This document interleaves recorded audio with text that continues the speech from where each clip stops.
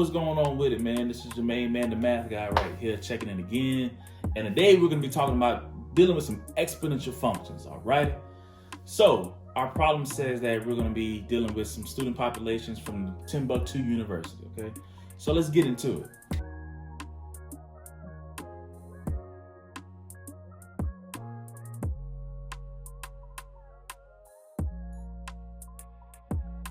All right, so an exponential function, okay?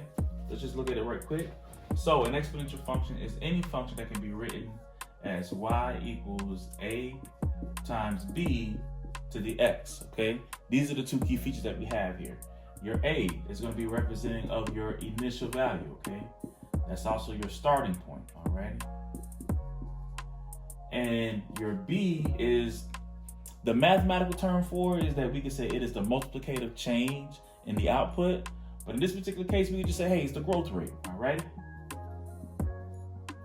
The growth rate, sometimes it could be a decay rate too as well, all right? So for this particular problem, it says that in the year 1330, there was 1,200 students at Timbuktu University. They projected to have right around like 8.25% growth a year. And they want us to find out what would the student population be like in 1375, okay? So with that being said, we know that our initial value starts off in the year 1330, and that initial value is going to be 1,200, okay? So our initial value is going to be 1,200, because that was the amount of students that we had there, all right? Now, it says that it projected to increase the student population, right, by 8.25%. So when it comes to the B, okay, when it comes to the B, we're not necessarily going to make this just become 8.25%. And the reason why is because that'll be 0.0825.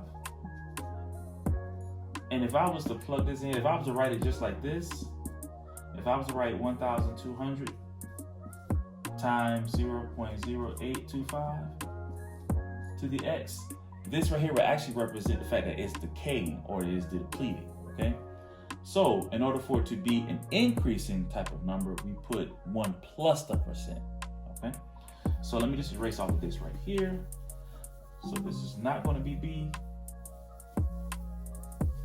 So your growth rate is always going to be 1 plus your percent, all right? So in this case, it's going to be B is going to be 1 plus 8.25%, which is really going to be, it's this way, okay. 1 plus 0.0825, which we already know this is going to be 1.0825, okay?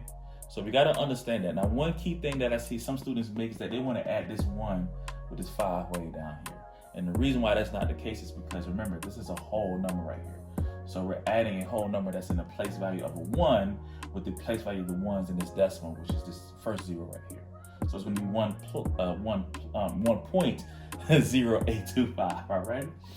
So we can now go ahead on and write our equation that we have up here. So in general, what we're saying, okay? In general, what we're saying is that this exponential function can be modeled by y equals 1,200, which is our initial amount of students that we have, times the growth rate of 8%, which is going to be 1.0825 to the x, okay? Now here comes from the part that we really need to do. We really need to find out, okay, cool. Well, what's the student population going to be like in 1375? All right, well, where did we start it from? Well, the year that we started from was from 1330, okay? And now we want to see what it's going to be like in 1375.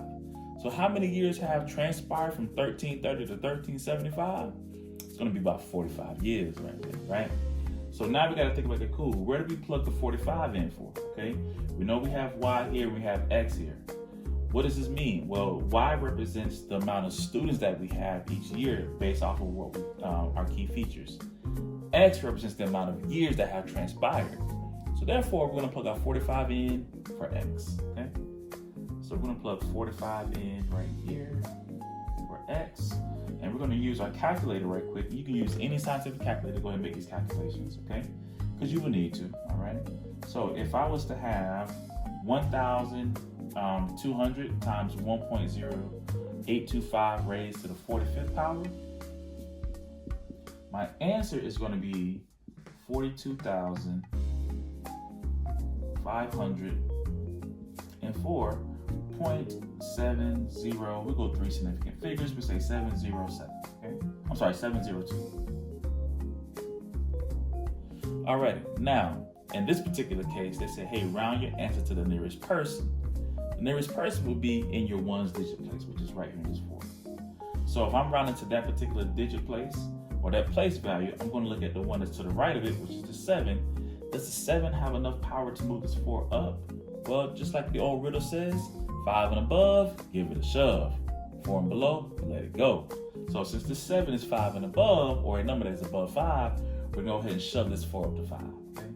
So we're going to say that, hey, around 1375, we approximately had 42,505 students at Timbuktu University. All right? So this is our final answer. Timbuktu University was a great place in Mali.